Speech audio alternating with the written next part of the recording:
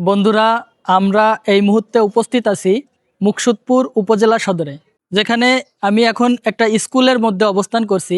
স্কুলটি হচ্ছে মুকসুদপুর পাইলট বালক উচ্চ বিদ্যালয়। তো আমরা আজকে এই স্কুল সম্পর্কে কিছু তথ্যচিত্র তুলে ধরব এবং কিছু তথ্যভিত্তিক তথ্য দেওয়ার চেষ্টা করব। আপনারা সাথেই থাকুন।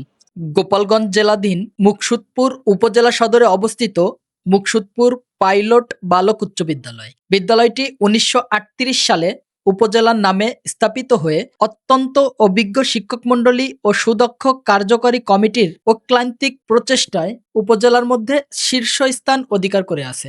যে কারণে বিদ্যালয়টিতে ১৯৮২ সালে এসএসসি, ১৯৯৮ সালে জুনিয়র বৃত্তি এবং ২০০৭ সালে ভোকেশনাল পরীক্ষা কেন্দ্র স্থাপিত হয়ে সুনামের সাথে পরীক্ষা সম্পন্ন হয়ে আসছে। বিদ্যালয়টি বিগত ইংরেজি ১৯৮১ সালে পাইলট স্কিমভুক্ত হয় এবং ১৯৯৫ সালে পুনরায় জাতীয়করণের চূড়ান্ত তালিকাভুক্ত হয়। বিদ্যালয়টিতে উপজেলার যাবতীয় সরকারি কার্যক্রম অনুষ্ঠিত হয়। এই বিদ্যালয়টি অত্র অঞ্চলের মধ্যে স্বনামধন্য একটি শিক্ষা প্রতিষ্ঠান এবং অত্র অঞ্চলের ব্যাপক একটা জনগোষ্ঠীর সোনালী অতীত।